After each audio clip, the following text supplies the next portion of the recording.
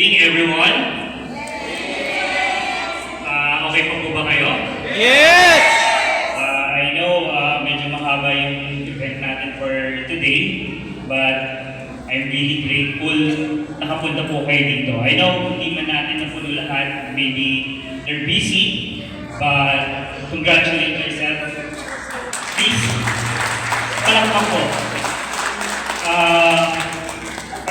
Our topic for tonight is breakthrough, no? It's a kick-off training for 2025, which is really requirement para simulan natin yung bagong taon na may gigil, sabi nga nila. Sana yung mga natutunan nyo sa speech ni Sir Mon, ni Sir CJ, and of course ni Sir Gilbert, gamitin niyo po yun. Huwag yung sayangin yung oras na binigay niyo rito. Imagine, 2 p.m. nag-start na po yung registration. Up to now, it's almost 8 o'clock. Hindi po biro yung oras na binigay niyo rito. So, again, thank you po ulit. So, as we come to close our week of training, I want to take a moment to reflect on everything we've shared, we've learned, and experience today. Nakita ko, nagtatawanan kayo, nakikipag-interact kayo sa mga naging speaker dito kanina. And then I'm really proud na iba na yung kayo ngayon.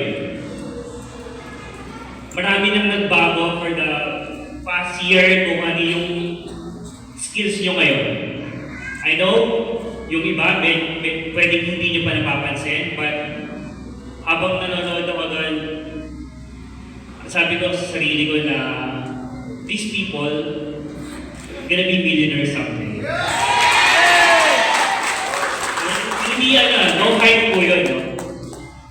Kasi lagi ko narinig when it comes to networking, yung mga terms na ginagamit na is more on hyping. Don't need that.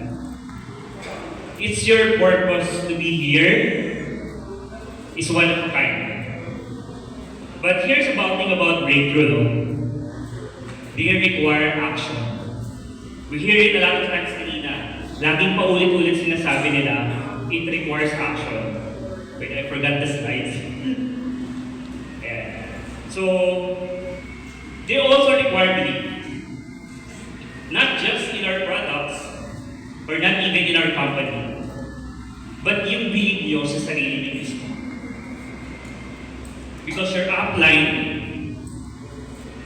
may tiwala sa'yo, yung leaders mo, mas malaki yung tiwala sa'yo.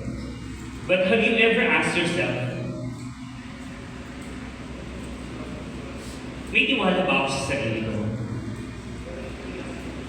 Sometimes it wonders to me, bakit kayo nandito ngayon? Natanong niyo ba yung sarili ko? And then if you know the answer, the next question, what's stopping you? Can you ask the person beside you, look sa mga mata nila, and ask, what's stopping you?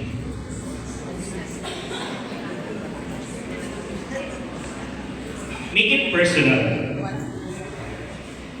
Because if you don't have goal, paano kayo magsisimula? Paano nyo gagawin yung mga bagay na alam nyo, magbibigay nyo sa pamilya nyo, na masisecure nyo yung life nila for the next 3 years, 5 years, or for the rest of their life? Medyo mabigat ka lang. So, let's have a small activity lang. Before I continue my speech, maaari mo bang tumayo ang lahat?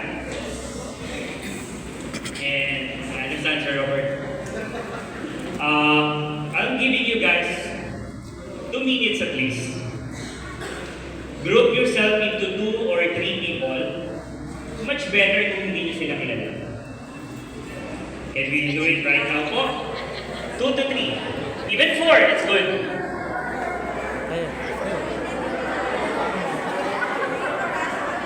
Go! Even at the back, ha? Gusto ko po may pag-participate po tayo sa lahat. Alright? Alright? That's good? Okay. The next thing is, I would like you to share ano yung natutunan nyo or yung intake nyo for the days or for tonight's activity. 2 minutes po. Make it so meaningful. Ano yung lahat ng natutunan nyo? Ano yung naalala nyo? Ano yung goal na pwede nyo i-share sa mga taong mag-grupo nyo po kayo?